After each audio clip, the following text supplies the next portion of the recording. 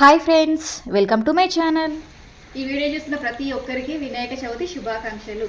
వినాయక చవితి రోజు తీసిన వ్లాగ్ అయితే మీతో షేర్ చేసుకుందామని వీడియోనైతే తీసానండి. వీడియో మాత్రం చాలా అంటే చాలా బాగుంటుంది. మా ఆయననైతే మట్టి గణపతిని అయితే చేశాడండి, చాలా బాగా చేశాడు. ప్రతి వినాయక చవితికి మా ఆయననైతే మట్టి గణపతిని ఖచ్చితంగా చేస్తాడండి, చాలా బాగా చేస్తాడు. పోయిన సంవత్సరం కూడా మట్టి గణపతిని చేసి మన ఛానల్లో వీడియోనైతే అప్లోడ్ చేసామండి. ఇంట్రెస్ట్ ఉన్న వాళ్ళు ఆ వీడియోని కూడా చూసేయండి. నేనేమో ఉండ్రాల పాయసం తిమ్మి కూరనైతే వండానండి. ఉండ్రాల పాయసం కొంచెం నేను అనుకున్నట్టు కాకుండా కొంచెం డిఫరెంట్గా వచ్చింది, అయినా కూడా టేస్ట్ భలే ఉంది. వీడియోని ఎక్కడ స్కిప్ చేయకుండా చూడండి. ఈ వీడియో చూసే ముందు ఒక లైక్ కొట్టి చూడండి అబ్బా. ఇప్పుడైతే వ్లాగులకైతే వెళ్ళిపోదాం. ఈ పువ్వులన్నీ మా చెట్లకు పూసిన పువ్వులేనండి. గులాబీ పువ్వులు అయితే చాలా పూసాయండి. వినాయక చవితి రోజు అన్ని గులాబీ పువ్వులు పూయడం నాకైతే చాలా అంటే చాలా మంచిగా అనిపించిందండి. వినాయక చవితి రోజు ఏంటో ఒకటేసారి ఒక 5-6 పువ్వుల దాకా పూసాయండి, మస్తు అనిపించింది. ఇంకా 2 పువ్వులు ఉన్నాయి చెట్టు మీద, కానీ చెట్టు మీద పువ్వులు ఉంచాలి కదా, 1-2 అయినా, అందుకే ఆ పువ్వులనైతే అట్లనే ఉంచేసిన. మనం పెట్టిన చెట్టుకు ఒక్క పువ్వు వచ్చినా సరే ఆ హ్యాపీనెస్సే వేరుంటుందండి. ఒకటేసారి అన్ని పువ్వులు చూసేసరికి ఆ హ్యాపీనెస్సే వేరండి. అది కూడా వినాయక చవితి రోజు పూసినాయి కదా. నాకైతే ఆ పువ్వులను చూడంగానే చాలా అంటే చాలా మంచిగా అనిపించిందండి. మా ఆయననేమో గుమ్మానికి మామిడాకులు పెట్టేసిన తర్వాత వినాయకుడిని అయితే తయారు చేస్తుండండి. వినాయకుని పండగ ఒక ముందు రోజు వినాయకుడిని తయారు చేస్తావా అని మా ఆయనని అడిగితే ఏమో చూద్దాంలే అని అన్నాడండి. వినాయకుని పండుగ ఒక ముందు రోజు నుండే వర్షం పడుతూనే ఉందండి, అస్సలు కూడా ఆగలేదు, కంటిన్యూగా పడుతూనే ఉంది. అందుకే ఈసారి వినాయకుని చేయాలి అన్న ఇంట్రెస్ట్ అయితే ఆయనకైతే లేకుండే, కానీ ఆ దేవుని అనుగ్రహం అయితే మాకుంది. మా ఆయననైతే ఈసారి కూడా మళ్ళీ వినాయకుని అయితే చేస్తుండు. ఆ వర్షంలోనే గొడిగేసుకొని పోయి మరి మట్టి తీసుకొచ్చి వినాయకుని అయితే తయారు చేస్తుండు. మా ఆయన మరి వినాయకుని అయితే ప్రిపేర్ చేస్తుండండి. మరి వినాయకునికి ఇష్టమైన నైవేద్యం అయితే ఉండాలి కదా, అందుకే ఉండ్రాల పాయసం అయితే చేస్తున్నా. ఉండ్రాల పాయసానికి కావలసిన బెల్లం అయితే తురిమేసుకుంటున్నా. ఈ పని ఎప్పుడు మా ఆయనదేనండి, నేనైతే ఎప్పుడు తురుమా.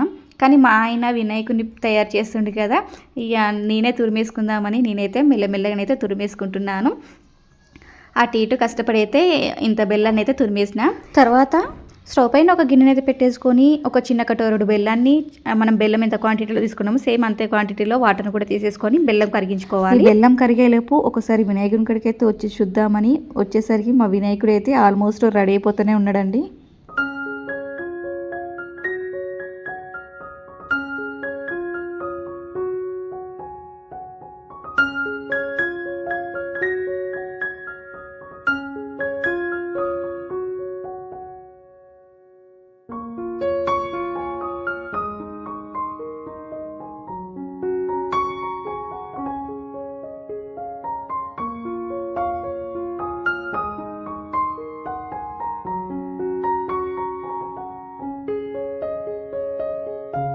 మా వినాయకుడు అయితే ఆల్మోస్ట్ రెడీ అయిపోతూనే ఉన్నాడండి.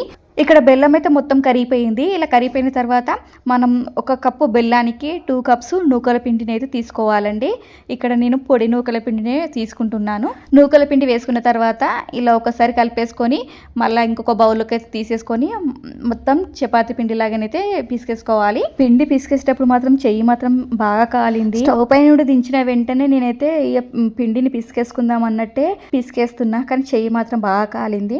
ఇక మనకు తప్పదు కదా, ఇక కాలని కూడా లైట్గా తీసుకుంటాం. కానీ ఇక పిండి పిసికేసేటప్పుడు కొన్ని చల్ల నీళ్ళని పోసుకుంటూ మనం చపాతీ పిండిలాగానైతే పిసికేసుకోవాలి. ఇలా చపాతీ పిండిలాగా పిసికేసుకున్న తర్వాత ఉండ్రాలను తాలికలను అయితే ప్రిపేర్ చేసేసుకోవాలి. ఈ పిండిని అయితే పిసికేసిన, కానీ ఉండ్రాలను చేసే ముందు అయితే మా వినాయకుని ఒకసారి చూసొద్దామని ఇక్కడికైతే వచ్చానండి. అయితే మా వినాయకుడు ఆల్మోస్ట్ కంప్లీట్ అయిపోతూనే ఉన్నాడు. మీ ఇంట్లో కూడా ఇలా మట్టితోటి గణపతి చేసే వాళ్ళు ఉన్నారా అండి? ఉంటే కామెంట్ బాక్స్లో కామెంట్ చేయడం మాత్రం మర్చిపోకండి. మా వినాయకుడు అయితే రెడీ అయిపోతున్నాడు. మరి ఉండ్రాలు అయితే చేసేద్దామా? అయితే ఉండ్రాలు చేయడానికి ఫస్ట్ అయితే చేతికి నెయ్యిని అయితే అప్లై చేసేసుకోవాలి. ఇలా నెయ్యిని అప్లై చేసుకున్న తర్వాత ఉండ్రాలను అయితే ప్రిపేర్ చేసేసుకుంటున్నాను. ఇలా కొంచెం పిండిని తీసుకొని ఫస్ట్ అయితే ఉండ్రాలను అయితే చేసుకున్న తర్వాత తాలికలను అయితే చేసేసుకుంటున్నా. ఇట్లా ఈ సైజులో ఉండ్రాలను అయితే చేసుకున్నానండి. మీకు ఇంకా చిన్న సైజులో చేసుకున్నా ఏం కాదు, ఇంకా కొంచెం పెద్ద సైజులో చేసుకున్నా కూడా ఏం పర్లేదు. ఇలా కొన్ని ఉండ్రాలను చేసుకున్న తర్వాత తాలికలను అయితే చేసుకుంటున్నా. ఉండ్రాలు తాలికలు చేసుకునేటప్పుడు ఖచ్చితంగా చేతికి అయితే నెయ్యిని అయితే అప్లై చేసుకోవాలి. ఎందుకంటే మనం ఉండ్రాలు తాలికలు చేసుకునేటప్పుడు చేతికి పిండి అతుక్కుపోకుండా ఉంటుంది.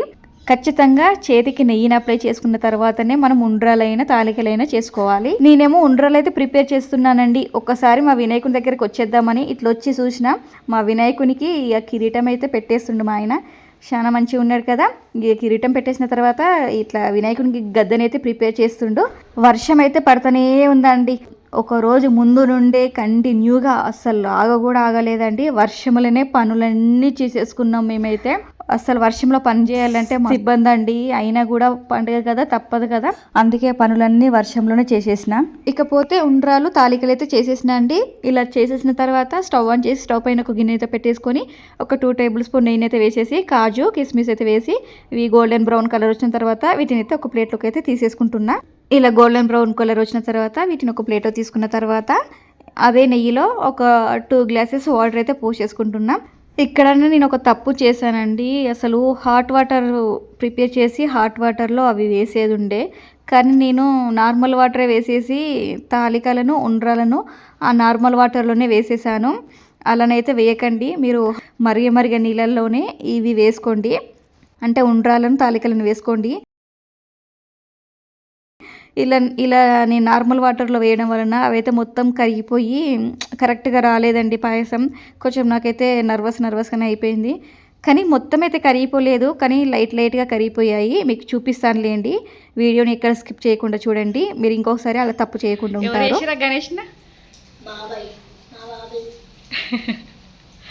మంచిగా ఖుషిగా చెప్పు. ఎడబెడితే కూడా తీసుకుపోయి మా ఇంటి కాడ పూజ చేసి మా పెద్ద గణపతి కాడ పెడతాం.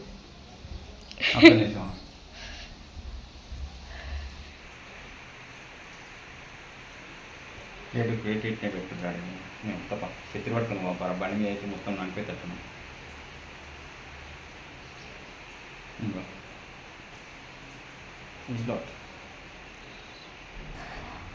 అయితే వినాయకుడిని మా పాతింటికి తీసుకుపోయేటప్పుడు వర్షం పడుతుంది కదండి, నానిపోతారని గొడుగు పట్టుకొని నడుచుకుంటూనైతే వెళ్దాంపా అని అయితే మా సోనునైతే మా ఆయన అంటున్నాడు. ఫైనల్ లుక్ మా గణపతిని ఇంకోసారి అయితే చూసేయండి. మస్తు ఉన్నాడు కదా మా గణపతి అయితే. ఇప్పుడైతే పాయసం కడకైతే వచ్చేద్దాం. ఇగో గిట్లా అయిపోయిందండి, మొత్తం కరిగిపోయి. కొంచెం అక్కడక్కడనే ఉండ్రాలు తాలికలు అయితే ఉన్నాయి, కానీ మొత్తం కరిగిపోయినాయండి. నాకైతే మంచిగా అనిపించలేదు. ఈ ఉండ్రాళ్ళు తాలికలు ఉడికిన తర్వాత బెల్లంనైతే వేసేసుకోవాలి. బెల్లం వేసుకున్న తర్వాత ఒక 5 నిమిషాలు ఉంచేసుకోవాలి, ఎందుకంటే బెల్లం కరగాలి. బెల్లం కరిగిన తర్వాత మనం పాలనైతే వేసేసుకోవాలి. పాలను వేసుకునేటప్పుడు స్టవ్ని లో ఫ్లేమ్లో పెట్టైనా వేసుకోండి, లేకపోతే స్టవ్ని మొత్తం బంద్ చేసైనా వేసుకోండి, కానీ హై ఫ్లేమ్లో మాత్రం పెట్టకండి, ఎందుకంటే పాలు విరిగిపోతాయి. పాలు వేసిన తర్వాత ఇలాచి పొడి, కొంచెం పచ్చకర్పూరం, చిటికెడంత సాల్ట్ని అయితే వేయండి. నేను ఇవన్నీ వేసాను, కానీ వీడియో తీస్తున్నా అనుకొని టక్క అన్నీ వేసేసిన. ఇవన్నీ వేసాక ఒకసారి వీడియోని చూసుకుంటే వీడియో ఆన్లైనే లేదు. ఇక ఏం చేద్దాం, ఇట్లా కొన్ని క్లిప్స్ ఇట్లనే మిస్ అయిపోతాయి. ఇవన్నీ వేసేసుకున్న తర్వాత మనం ఫస్ట్ డ్రై ఫ్రూట్స్ వేయించుకున్నాం కదా, ఇక డ్రై ఫ్రూట్స్ని వేసేసి స్టవ్ బంద్ చేసుకోవాలి. ఇంతేనండి, తాలికల పాయసం అయితే రెడీ. కానీ పాయసం టేస్ట్ మాత్రం చాలా మంచిగా ఉందండి, సూపర్గా ఉంది. ఈ పాయసాన్ని అయితే దేవుని కాడ పెట్టేసి దీపం అయితే పెట్టేసుకుని కొబ్బరికాయని అయితే కొట్టేశాను. మా ఇంటి వినాయకుని పూజనైతే ఈ విధంగా చేసేసుకున్నాను. వినాయకుని చేసాం కదండి, ఆ వినాయకుని మాత్రం మా పాతింటి కాడ పెట్టేసి పూజించిన తర్వాత పెద్ద వినాయకుని కన్నా అయితే పెట్టేస్తారు. వీడియో తీరా అని మా వాళ్ళకి చెప్తే వీడియో తీయలేదట. ఇక నేను పోదామనుకుంటే వర్షం పడుతూనే ఉంది కదా, ఇక వర్షంలో ఏం పోవాలి తీయ అనుకుని నేనైతే ఏం పోలేదండి. కాబట్టి ఇక వీడియోస్ అయితే ఏం పోస్ట్ చేస్తారేనంటే అవైతే, కానీ మా పాతింటికాడనే ఆ వినాయకునికి అయితే పూజనైతే అయ్యింది. వినాయకుని కాడ దీపం పెట్టేసిన తర్వాత కూరాడు కాడ కూడా పాయసం అయితే పెట్టేసి అగరబత్తులను అయితే వెలిగించేసిన. ఇలానండి మా వినాయక చవితి పూజనైతే ఇలా సింపుల్గానైతే చేసేసుకున్నాం. వినాయక చవితికి ఈ కూరనైతే ఖచ్చితంగా వండుకుంటారండి మా తెలంగాణలో మాత్రం. ఇది ఏం కూర అంటే తిమ్మి కూర ఖచ్చితంగా వినాయక చవితికి వండుకుంటాము. అయితే ఆ తిమ్మి కూరను నేను ఎలా వండాను అనేది మీకైతే రెసిపీని షేర్ చేస్తున్నాం. తిమ్మి కూరనైతే ఒక రోజు ముందే తీసుకొచ్చిండండి మా ఆయన మాత్రం. ఇది ఎక్కువగా ఎక్కడ ఉంటుందంటే పత్తి చేనులలో ఇట్లా పడబడ్డ భూములు ఉంటాయి చూసారా, అసొంటి భూములలో ఎక్కువగా దొరుకుతుందండి ఇదైతే. ఈ తిమ్మి కూరనైతే ఊళ్ళల్లో ఉత్తిగానే దొరికేస్తుందండి. అదే సిటీలలో మాత్రం డబ్బులు పెట్టి కొనుక్కుంటామండి. డబ్బులు పెట్టి కొనుక్కున్నా సరే ఎక్కువగా ఇస్తారంటే కాదండి, కొద్దిగానే ఇస్తారు వాళ్ళు కూడా. తిమ్మి కూరనైతే ఇట్లా ఆకులు తెంపేసుకోవాలి, కాడలు మాత్రం తెంపొద్దు.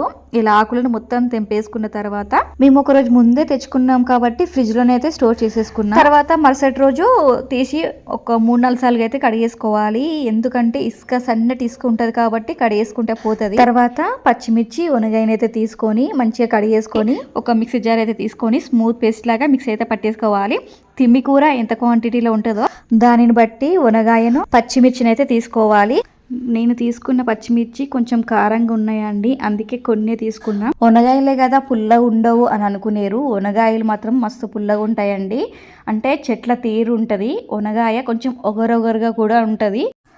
మిక్సీ పట్టేసుకున్న తర్వాత దాన్ని అయితే పక్కకు పెట్టేసుకొని తర్వాత స్టవ్ ఆన్ చేసి ఒక గిన్నె అయితే పెట్టేసుకొని గిన్నె వేడెక్కిన తర్వాత ఒక 2 పావుల నూనె అయితే పోసేసుకొని నూనె కాయినాక ఒక 1/2 టేబుల్ స్పూన్ జీలకర్ర వేగిన తర్వాత ఒక 4 ఎండుమిరపకాయలను 4-5 రెబ్బల వెల్లుల్లిపాయలను తీసుకొని పొట్టు తీసేసి చిన్న చిన్న ముక్కలుగా కట్ చేసి అయితే వేసేసిన. ఇవి వేగిన తర్వాత మనం ముందే మిక్సీ పట్టేసుకున్నాం కదండి వనగాయ పచ్చిమిర్చి పేస్ట్ను, ఆ పేస్ట్ని అయితే వేసేసుకోవాలి. ఇది వేసిన తర్వాత ఇందులో పచ్చివాసన పోయేంత వరకు ఫ్రై చేసుకోవాలి. ఆయిల్లోని ఒక 5 నిమిషాల వరకు స్టవ్ని లో ఫ్లేమ్లో పెట్టుకొని ఫ్రై చేసుకోవాలి. ఇలా ఫ్రై అయిన తర్వాత తిమ్మికూరని అయితే వేసేసుకోవాలి. తిమ్మికూర మాత్రం ఆకు లేతగా ఉందండి, మస్తు అంటే మస్తు లేతగా ఉంది, తొందరగా మగ్గిపోయిందండి. ఇప్పుడైతే ఇది పచ్చిమిర్చి వనగాయ వేగిపోయింది కదా అండి. ఇప్పుడు ఇందులోనైతే తిమ్మికూర అయితే వేసేసుకోవాలి. మనం ఇందులోనైతే అల్లం వెల్లుల్లి పేస్ట్ వేస్తలేం కాబట్టి వెల్లుల్లిపాయలు అయితే వేసామండి. అల్లం వెల్లుల్లి పేస్ట్ అయితే వేయొద్దు. తిమ్మికూర వేసిన తర్వాత 1 టేబుల్ స్పూన్ సాల్ట్ను 1 టేబుల్ స్పూన్ పసుపును అయితే వేసేసి మొత్తం కలిపేసుకోవాలి. కలిపేసుకున్న తర్వాత మూత పెట్టేసి ఇది పూర్తిగా మగ్గనివ్వాలి. ఇది మగ్గించుకునేటప్పుడు స్టవ్ని లో ఫ్లేమ్లో పెట్టుకొని మగ్గించుకోండి. హై ఫ్లేమ్లో పెట్టారనుకోండి అడుగంటుతుంది కాబట్టి లో ఫ్లేమ్లో పెట్టుకొని మగ్గించుకోండి. ఈ కూర ఈ విధంగా మగ్గితే సరిపోతుందండి. ఇలా మగ్గిన తర్వాత స్టవ్ని అయితే బంద్ చేసుకోవాలి. ఇది లేతాకు కాబట్టి తొందరగా మగ్గిపోయిందండి. అసలు ఎక్కువ టైం కూడా తీసుకోలేదు, ఒక 5-6 నిమిషాలలోనే మగ్గిపోయిందండి. ఎంతో సింపుల్గా తిమ్మికూరని అయితే చేశానండి. టేస్ట్ మాత్రం మస్తుంది, సూపర్ టేస్ట్ అసలుకి. ఇవన్నీ చేశాక నా బోళ్ళు చూడండి ఒకసారి ఎట్లా వేడి చేస్తున్నాయో, తోము అని. ఇప్పుడైతే ఇవన్నీ తోమేయాలి. వర్షం పడి ఎలిసిందండి. ఎలిసిన తర్వాత బోళ్ళని ఎన్నిటిని తోమేసిన. నా బోళ్ళ పని అయితే కంప్లీట్ అయిపోయింది. ఇప్పుడైతే మళ్ళీ వినాయకుని గడికి అయితే వచ్చేసినాం. మా వినాయకుడి మా పాతింటికి అయితే వెళ్తుండు. ఇక ఒక హాయ్ అయితే చెప్పేసి దండం అయితే పెట్టేసుకున్నాం. ఇక మా వినాయకుడిని పూలతోటి మంచిగా డెకరేషన్ అయితే చేసినాం. అంటే సింపుల్గా మా ఇంట్లో ఉన్న పూలతోటి అయితే చిన్నగా దేవుని ముంగట అలా పువ్వులు అయితే పెట్టేసి నిండుగా ఆ ఇంటికి అయితే పంపించినాం. ఈ వ్లాగ్ మీకు నచ్చినట్లయితే ఒక లైక్ చేయండి. అలాగే ఈ ఛానల్ కొత్తగా చూస్తున్న వాళ్ళైతే నా వీడియోస్ మీకు నచ్చుతున్నట్లయితే సబ్స్క్రైబ్ చేసుకోవడం మాత్రం మర్చిపోకండి. పక్కనున్న బెల్ సింబల్ కూడా యాక్టివేట్ చేసుకోండి. మళ్ళీ ఒక మంచి వీడియోతో కలుద్దాం. Thank you for watching this video.